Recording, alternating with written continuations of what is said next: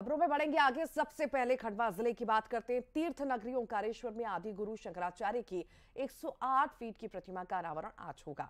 आध्यात्मिक, सांस्कृतिक और भौगोलिक स्तर पर राष्ट्रीय एकता का सूत्रपात करने वाले साधक आदि गुरु शंकराचार्य की प्रतिमा के अनावरण के साथ ही ओंकारेश्वर में अद्वैत लोक की आधारशिला भी रखी जाएगी।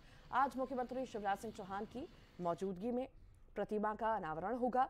अनावरण कार्यक्रम में जूना अखाड़ा के महामंडलेश्वर स्वामी अवधेशानंद सहित देश के 1300 संत और महंत मौजूद रहेंगे। आज सुबह 11 बजे मुख्यमंत्री शिवराज सिंह चौहान पहुंचेंगे। वैदिक यज्ञ अनुष्ठान के साथ आहुति होगी, तो वहीं शैव परंपरा के नृत्यों की प्रस्तुति भी होगी।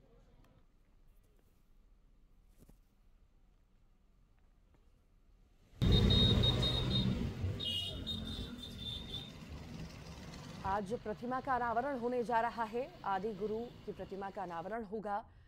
अब बनकर जो है तैयार हो चुकी है ये मूर्ति, प्रतिमा।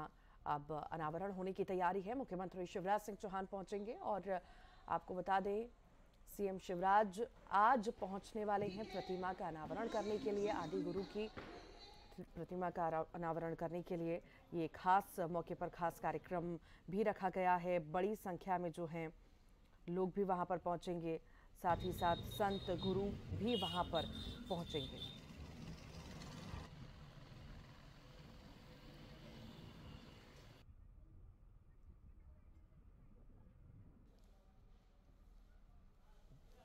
सीएम शिवराज प्रतिमा का अनावरण करने के लिए पहुंचने वाले हैं। बता दें, यज्ञ अनुष्ठान के साथ आहुति होगी और बड़ा कार्यक्रम है। ओंकारेश्वर से अद्वैत लोक की आधारशिला रखेंगे मुख्यमंत्री। जूना अखाड़ा के महामंडलेश्वर इसमें शामिल होने के लिए पहुंचेंगे। देश के 1300 संत और महंत इस दौरान मौजूद रहेंगे। वैदिक यज्ञ अनुष्ठान के साथ आहुति होगी। ओंकारेश्वर में अद्वैत लोक की आधारशिला मुख्यमंत्री रखेंगे। ये तस्वीरें इस वक्त आप देख रहे हैं। प्रतिमा का अनावरण करने के लिए सीएम शिवराज पहुंचेंगे।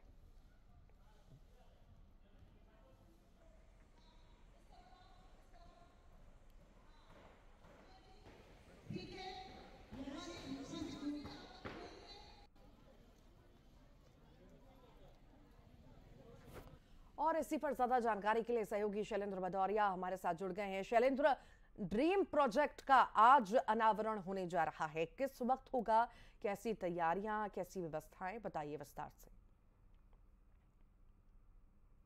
देखिए, भव्यता आप इसी बात से समझ सकते हैं कि देश भर के लगभग 1300 से अधिक जो साधु संत हैं वो इसमें शामिल होने के लिए पहुंच रहे हैं। और पिछले एक सप्ताह से बड़ी संख्या में जो साधु हैं वो यहाँ पहुंचे हुए और मंत्रोच्चार के साथ जो है वो लगातार पूजा अर्चना का दौर जारी है। और ये पहले अनावरण 18 तारीख को होना था, लेकिन किन्हीं कारणों से नहीं हो पाया और अब आज के दिन लगभग 11 बजे सुबह अभी ये अनावरण किया जाएगा। 2017 फरवरी में जब नर्मदा यात्रा पर मुख्यमंत्री शिवराज सिंह चौहान निकले थे तो उस समय उन्होंने इस अद्वैत लोक की स्थापना की बात कही थी। इसके साथ ही आदि शंकराचार्य गुरु की प्रतिमा लगाने की भी बात उनके द्वारा की गई थी।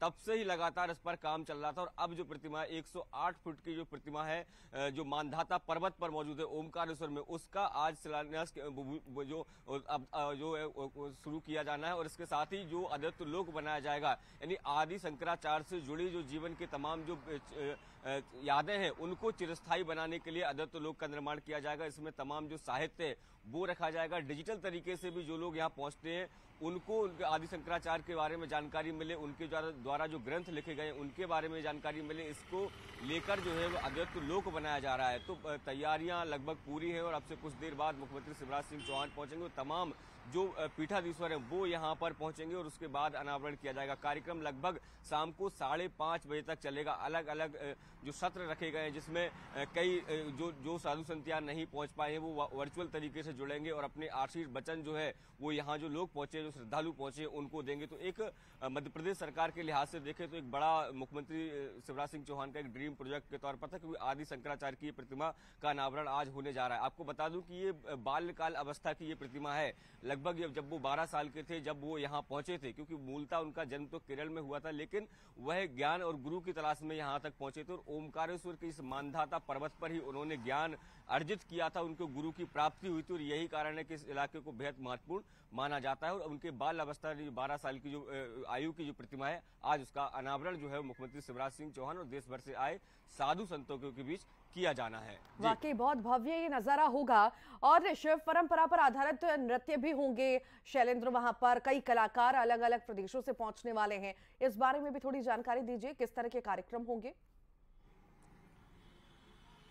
देखिए बिल्कुल, देखिए शिव उपासक जो है वो आदि शंकराचार्य को माना जाता था और ये भी माना जाता है कि कई जगह इस बात का भी वर्णन है कि वो शिव के ही जो है वंशज थे, या ये कहें कि शिव की ही वो उत्पत्ति थी। तो ऐसे में शिव से जुड़ी तो तमाम चीजें होती थी कि ओमकारेश्वर के बारे में, ओमकारेश्वर जो है वो 12 ज्योतिर्लिंग में से एक है। नर्मदा और जो कावेरी नदी का जो संगम है, वहां पर मानदाता पर्वत पर जो है वो शिवलिंग विराजमान है। ऐसा बताया जाता है कि स्वयंभू शिवलिंग है वो। तो ऐसे में शिव से जुड़ी तमाम प्रस्तुतियां जो है जरूर होंगी। देश विदेश से जो कलाकार हैं वो पहुंचेंगे और जिस तरीके से मैंने बताया कि पिछले एक सप्ताह से लगातार जो साधु संत हैं वो यहाँ पर मौजूद है। तो तमाम जो मंत्रोच्चार के द्वारा किए जा रहे हैं, तमाम जो पूजा अर्चनाएं की जा रही हैं, वो शिव की प्रसन्नता के लिए की जा रही है कि शिव प्रसन्न हो और मध्य प्रदेश में सुख समृद्धि हो। इसको लेकर लगातार जो है वो अनुष्ठान जारी है। शैलेंद्र, यहाँ पर ये भी सवाल है कि 18 सितंबर को ये कार्यक्रम होना था, अनावरण होना था, बारिश के चलते चूंकि आगे बढ़ा दी गई थी तारीख, तो मैं ये भी आपसे जानना चाहूंगी आखिर मौसम किस तरह का वहां पर है? कार्यक्रम क्या वाकई अच्छे से हो पाएगा या बारिश खलल डाल सकता है? देखिए, अगर वर्तमान की बात करूं तो मौसम पूरी तरीके से खुला हुआ और जिस बात का आपने जिक्र किया कि 18 तारीख को इसका अनावरण होता, उस समय इस पूरे अंचल में लगातार तेज बारिश हो रही थी और यही कारण है कि इस कार्यक्रम को 3 दिन आगे बढ़ाया गया था। लेकिन अगर आज की बात करते हैं तो मौसम एकदम अभी तक साफ है और जिस तरीके से मौसम विभाग ने भी ये बताया है कि अभी फिलहाल किसी तरह की कोई बारिश नहीं है। आने वाली 23 तारीख के बाद जो है वो मध्य प्रदेश में कुछ दिनों के लिए मानसून एक्टिव हो सकता है। तो ऐसे में ये माना जा रहा है कि ये प्रोग्राम जो है, जो कार्यक्रम जो तय किया गया है, ये मौसम विभाग के और सारी परिस्थितियों को देखते हुए किया गया और आज निर्विघ्न तौर पर प्रतिमा का अनावरण भी किया जाएगा और आदित्य लोक का भूमि पूजन भी आज यहाँ किया जाएगा। ठीक, बहुत बहुत शुक्रिया शैलेंद्र जानकारी को साझा करने के लिए। चलिए आगे बढ़ेंगे। रायगढ़ से बड़ी खबर की इस वक्त बात करते हैं। एक्सिस बैंक डकैती मामले में बड़ा अपडेट आपको दे दें। बिहार के वांटेड डकैत था डकैती में शामिल। पुलिस ने वांटेड डकैत को भी गिरफ्तार किया। डकैती के लिए 7 दिनों से रेकी ये लोग कर रहे थे।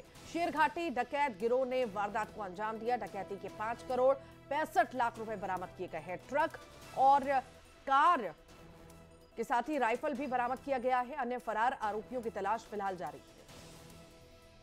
ये बड़ा अपडेट आपको एक्सिस बैंक के मामले में, लूट के मामले में दे रहे हैं। वारदात हुई थी, डकैती हुई थी एक्सिस बैंक में परसों और उसके बाद ही हड़कंप मचा हुआ था, जिसके बाद बता दें पुलिस लगातार एक्शन मोड में थी और चेकिंग अभियान चला रही थी, जिसके बाद गिरफ्तारी हुई, पैसा जो है बरामद किया गया। ये भी बता दें आपको कि बिहार का वांटेड डकैत था डकैती में शामिल। पुलिस ने वांटेड डकैत को भी गिरफ्तार किया है। डकैती के 7 दिनों से, डकैती के लिए जो है ये सभी 7 दिनों से रेकी भी कर रहे थे। शेरघाटी डकैत गिरोह ने वारदात को अंजाम दिया। डकैती के 5 करोड़ 65 लाख रुपए भी इनसे बरामद किए गए। ये भी बता दें आपको कि जो पैसा था डकैती का, ये ट्रक और कार से ले जा रहे थे और साथ ही साथ राइफल भी इनके पास थी। अन्य फरार आरोपियों की फिलहाल पुलिस तलाश कर रही है।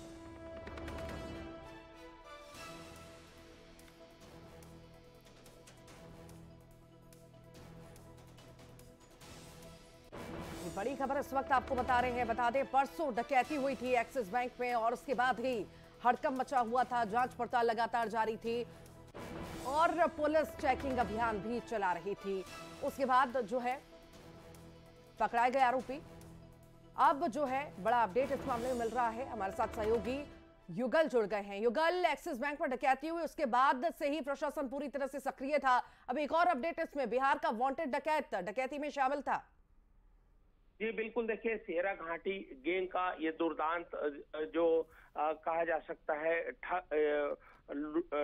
डकैत है और इनकी तलाश वांटेड है। इनकी तलाश बिहार पुलिस को भी थी। कई ऐसे मामले में इनका जो हस्तक्षेप इन्वॉल्वमेंट रहा है सीधा अपराध में, तो ऐसे जो डकैत है उनको गिरफ्तार करने में छत्तीसगढ़ की पुलिस ने सफलता पाई है। और एक बड़ी बैंक रॉबरी थी और बड़ी सुनियोजित तरीके से ये लगातार 1 हफ्ते तक रेकी करते रहे। उड़ीसा के से आना जाना इनका लगा रहा पुलिस ने कई जो सीसीटीवी सर्विलांस की जांच की, गहनता से जांच करते हुए कई अलग अलग टीमें लगाई गई थी। उसके बाद रामानुजगंज में सभी जो आरोपी जो क्रेटा कार से और ट्रक से भागने का प्रयास कर रहे थे, उस दौरान सघन जांच में इनको गिरफ्तार किया गया है। अभी भी 4 से 5 जो आरोपी है डकैत हैं, वो अभी फरार हैं। अब पुलिस इनकी तलाश में जुटी हुई है और पूरे अभी तक फिलहाल जो जानकारियां आई हैं, जो 5 आरोपी पकड़े हुए हैं, उसमें 2 आरोपी आदतन है डकैती और जघन्य अपराध के मामले में वो शामिल भी पाए गए हैं। अब पुलिस अन्य अपराधियों की तलाश तो कर रही है, साथ ही साथ उनकी कुंडली भी खंगाल रही है। सफलता पुलिस को कही जा सकती है, लेकिन जिस तरह से बैंक प्रबंधन की लापरवाही सामने आई है, वो भी एक चिंता का विषय है कि इतनी मोटी रकम होने के बाद भी किसी तरह के आर्म्स जो रखे हुए जो गार्ड मौजूद नहीं थे। तो फिलहाल पुलिस इस मसले पर जांच है वो कर रही है। कल देर रात प्रेस कॉन्फ्रेंस करके पुलिस ने सारी घटना की जानकारी दी है, जिसमें आईजी, डीआईजी, सभी पुलिस के आला अधिकारी वहां पर। युगल, सवाल यहाँ पर ये भी उठता है कि जिस तरह से खबर है कि ये 7-8 दिनों से रेकी भी कर रहे थे, जरा सी भी भनक प्रशासन को नहीं लगी? देखिए ऋतु, छत्तीसगढ़ की सीमा 6 राज्यों से लगा हुआ है और इन राज्यों से लगातार लोग आते जाते हैं। इसके साथ ही साथ ऐसे अपराधी हैं जो छत्तीसगढ़ को कॉरिडोर के रूप में इस्तेमाल करते हैं। गांजा तस्कर है, चाहे उड़ीसा को है, आंध्र प्रदेश के हो, यहाँ आते हैं, कॉरिडोर का इस्तेमाल करते हैं। ठीक इसी तरह से हत्या और लूट और डकैती के जो आरोपी हैं और आते हैं और आसानी से यहाँ पर चले जाते हैं, क्योंकि सीमा पर कोई पर्याप्त ऐसा जांच चौकी नहीं है कि हर व्यक्ति, हर आने जाने वालों की जांच की जा सके। अलग अलग राज्यों से आते हैं। अगर हम अलग अलग अपराधों की बात करें तो विभिन्न राज्य के अपराधी यहाँ पर आते हैं और इसी मार्गों का इस्तेमाल करते हैं। तो ये आने वाले समय में वर्क करने की जरूरत है, खास करके पुलिस को और प्रशासन को, ताकि ऐसी नाकेबंदी हो कि दीगर राज्य से जो लोग आ रहे हैं उसकी शिनाख्ती वहीं पर हो जाए, बॉर्डर में हो जाए, कुंडली उनकी खंगाल ली जाए। तो ये अपराध पे कमी जरूर आएगी, लेकिन यहाँ अपराध करते हैं या फिर दूसरे राज्यों में अपराध करते हैं और छत्तीसगढ़ में आकर के पनाह ले लेते हैं। यहाँ बड़े लगभग 8,000 छोटे बड़े उद्योग हैं। उन उद्योग में कई बार ऐसा भी हुआ है कि जो अपराधी है काम करते पाए गए हैं। तो ये कहा जा सकता है कि इसको सुरक्षित जगह मानते हैं अपराधी। यहाँ से कोई भी राज्य में घुसना एकदम आसान है और कोई भी राज्य का जो अपराधी है छत्तीसगढ़ आसानी से आ सकता है। कई पगडंडियां हैं, मुख्य मार्ग है। जब ऐसी घटनाएं घटित होती है तो आप सोच सकते हैं लगभग 210 किलोमीटर का सफर, उससे भी ज्यादा का सफर ये डकैती की घटना को अंजाम देने के बाद ये वहां तक रामानुजगंज तक पहुंच गए। अगर पुलिस वहां पर थोड़ी भी चूक करती तो ये बिहार की सीमा, उत्तर प्रदेश की सीमा में प्रवेश कर जाते हैं और तब ना तो रकम की बरामदगी होती, ना ही इतने आरोपी पुलिस पकड़ पाते। तो ये होमवर्क करने की जरूरत है, खास करके पुलिस को और प्रशासन को, ताकि दीगर राज्य से जो अपराधी आते हैं उनकी घुसपैठ कैसा रोका जाए और यहाँ से जो अपराध करके भागना चाहते हैं उन्हें पुलिस कैसे दबोचे, ये वर्क करने की जरूरत है। लेकिन इस तरह के जो पैटर्न है अपराधियों का ऋतु, ये हमेशा से चला आ रहा है और छत्तीसगढ़ के शांत टापू को ऐसे अपराधी लोग हैं, ऐसे बदमाश लोग हैं, डकैत लोग हैं जो हमेशा से खराब करने का प्रयास करते हैं। फिलहाल आरोपी गिरफ्त में है और अभी अन्य जो पूछताछ है पुलिस कर रही है। जी ठीक, बहुत बहुत शुक्रिया युगल जानकारी को साझा करने के लिए। भोपाल से बड़ी खबर की बात करते हैं। लग्जरी रथों पर कांग्रेस के नेता सवार होंगे। 2 दिन सामान्य रथों पर सवार थे कांग्रेस के नेता। जन आक्रोश यात्रा के लिए रथों में खास सजावट की गई है। रथ के अंदर आराम के लिए लग्जरी सोफे भी लगाए गए हैं। आज से नए रथों पर कांग्रेस नेता निकलेंगे। ये आक्रोश रैली की, आक्रोश यात्रा की तस्वीरें आप देख रहे हैं। रथ के अंदर जो है अब अलग इंतजामात किए गए हैं, लग्जरियस इंतजामात किए गए। तस्वीरें आप देख रहे हैं। आक्रोश रैली जो है कांग्रेस निकाल रही है और उसी दौरान खास इंतजामात कांग्रेस द्वारा किए गए हैं।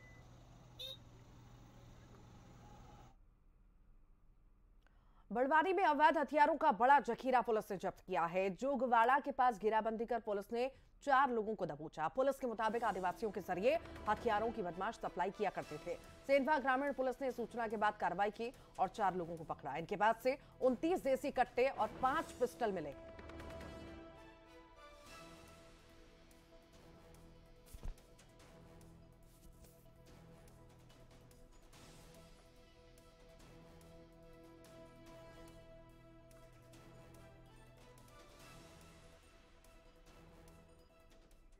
1.5-2 महीने आप लोग गाँव बनाएंगे अगली बार।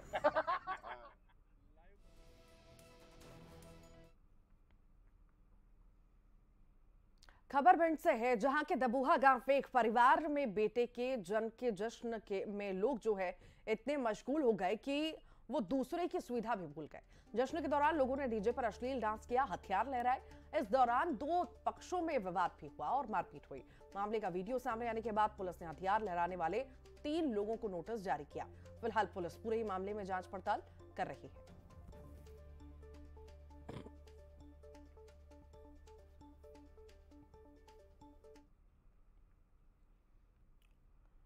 और अब बात करेंगे उज्जैन की, जहां सोशल मीडिया पर एक वीडियो वायरल हो रहा है जिसमें स्कूल में भूत प्रेत का साया होने की बात कही जा रही है। शहर के नीलगंगा थाना क्षेत्र के शास्त्री नगर में माधव नगर उत्कृष्ट विद्यालय का यह वीडियो है। वीडियो में स्कूल के अंदर भूत प्रेत का साया होने की बात कही जा रही है। वीडियो वायरल होने के बाद छात्र छात्राओं में हड़कंप मचा और स्कूल चर्चा का विषय बन गया। इस मामले में जिला शिक्षा अधिकारी ने वीडियो की जांच के लिए कहा, साथ ही इस तरह का वीडियो वायरल करने वालों पर भी कार्रवाई की बात कही। हमको कुछ पता चला है कि कोई वीडियो वायरल हो रहा है जिसमें स्कूल में कोई भूत वाली घटना बता रहे हैं। अभी मैंने प्रिंसिपल साहब से पूछा है, वहाँ पर ऐसी कोई बात नहीं है। अभी इसकी जांच कराई जा रही है कि किसने करा है। प्रथम दृष्टया लग रहा है कि किसी बच्चे का मिस्चीफ है और ये फर्जी है। एक तरीके से स्कूल में बच्चों को मोबाइल अलाउ कोई ले आया होगा बच्चा। अभी जांच करते हैं कि कौन था क्या था, अभी ये पता नहीं चला है, लेकिन मेरे को लगता नहीं है कि उसमें कुछ।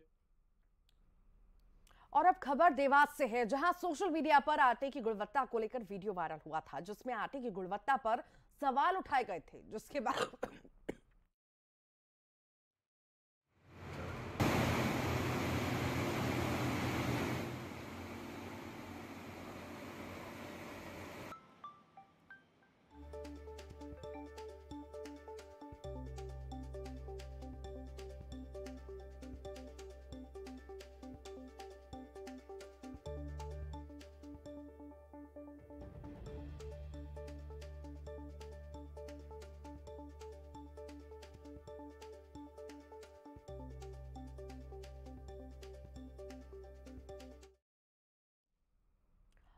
मध्य प्रदेश के सीएम शिवराज सिंह चौहान गणेश उत्सव को बड़े उत्साह के साथ मनाते हैं और उन्होंने अपने आवास पर गणेश प्रतिमा स्थापित की। तो वहीं अब परिवार समेत इंदौर के खजराना गणेश मंदिर में दर्शन के लिए पहुंचे, जहां उन्होंने पूजा अर्चना की, साथ ही प्रदेश की खुशहाली के लिए गणपति से आशीर्वाद मांगा।